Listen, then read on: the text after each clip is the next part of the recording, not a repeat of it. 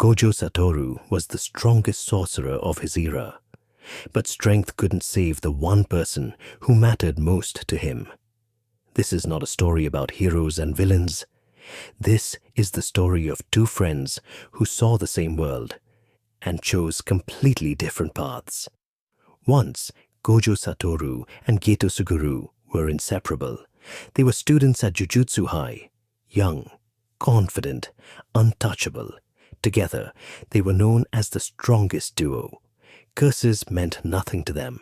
Missions felt easy, and the world seemed simple. Sorcerers protect people. Curses are evil, and strength exists to keep balance. They laughed together. They joked during missions. They believed that as long as they were strong, everything would be fine. That belief didn't last long. Their first real test came with a girl named Riko Amanai. She wasn't a fighter. She wasn't a sorcerer. She was a child chosen to die, so the world could remain stable. Gojo and Geto were assigned to protect her. For the first time, the mission wasn't about curses. It was about a human life. Riko laughed. She talked about the future. She complained about being watched all the time. She wanted to live. And for a brief moment, Gojo and Geto believed they could change fate. But they underestimated one thing: a man with no cursed energy. Toji Fushiguro. He didn't fight like a sorcerer. He hunted like a predator. Gojo was confident, too confident, and for the first time in his life, Gojo Satoru was defeated, stabbed, outplayed, left bleeding on the ground. Geto watched it happen. The strongest sorcerer he knew collapsed in front of him. In that moment, Geto felt something unfamiliar: fear. For the first time, he was truly alone. Gojo survived. On the edge of death, his power evolved, limitless. 6 eyes. He awakened. Gojo returned stronger than ever and defeated Toji.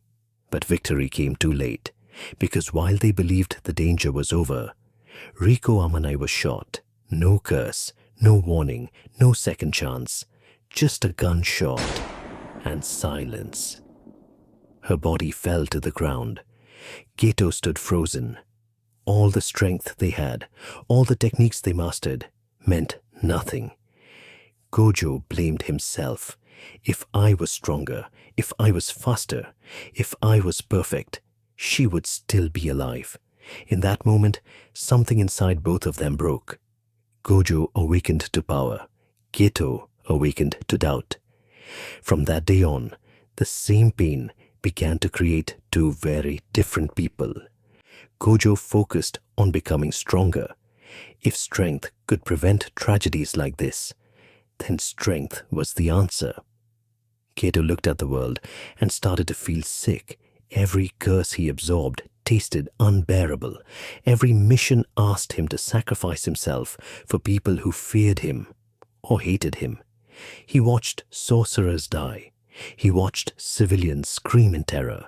And slowly, a question formed in his mind. Why are we the ones suffering? For people who don't even understand us? That question became heavier after meeting Yuki Tsukumo. She didn't give orders. She didn't judge him. She simply asked something dangerous. If non-sorcerers didn't exist, would curses still exist? For Geto, it felt like clarity. If the source of curses was humanity itself, then eliminating that source would save sorcerers forever. From that moment, Geto's smile began to disappear. The breaking point came during a mission to a small village. Geto found 2 sorcerer children locked in cages, beaten, starved, tortured. Not by curses, by normal humans. They blamed the children for the village's misfortune. In that moment, something inside Geto collapsed. The fear, the disgust, the anger. He didn't act in rage. He acted in certainty. That day, Geto Suguru killed the entire village, 112 people. Not because he enjoyed it, Not because he lost control, but because he believed it was necessary. From that day on, Geto stopped seeing non-sorcerers as people. Monkeys. Gojo noticed the change. But by the time he realized how far Geto had gone, it was already too late. Geto left Jujutsu High, not as a deserter, but as a revolutionary. Gojo stayed behind. He chose to work within the system. He chose to teach the next generation. He believed that raising strong students could fix what he couldn't. Two strongest sorcerers, two opposite beliefs. They never fought. They never argued. They simply stopped walking the same road. Years later, Geto returned, not as a friend, but as an enemy. He declared war on non-sorcerers. He gathered curses. He gathered followers. His goal was simple: create a world only for Jujutsu sorcerers. During the night parade of 100 demons, Geto crossed paths with Yuta Okotsu, a boy burdened by love, by grief, by overwhelming cursed energy. Geto saw potential in Yuta, not just power, but a replacement. Their fight was brutal. Curses clashed. Buildings fell. Yuta was pushed to his limit. His body broke. His energy nearly ran out. But Geto was injured too. Cursed energy tore through him. His body failed to keep up. For the first time since leaving Gojo, Geto felt exhaustion, pain, and doubt. In the end, Yuta chose something Geto had rejected: connection, love. Yuta didn't fight to dominate the world. He fought to protect the people he cared about. Geto lost, and as he lay there, defeated and dying, Gojo arrived.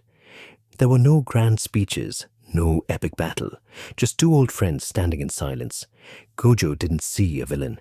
He saw the boy he once laughed with. Geto smiled. He had no regrets, because in his heart, he believed he was right. Gojo made the final decision, not as the strongest sorcerer, but as a friend. He ended Geto's life, and with that, Gojo Satoru became truly alone. Gojo once said that being the strongest isolates you, but maybe it wasn't strength that isolated him. Maybe it was the choice he survived, that Geto couldn't. So here's the question. If you had lived Geto's life, seen what he saw, felt what he felt, would you have chosen Gojo's path? Or would you have made the same choice as Geto Suguru? Tell me in the comments.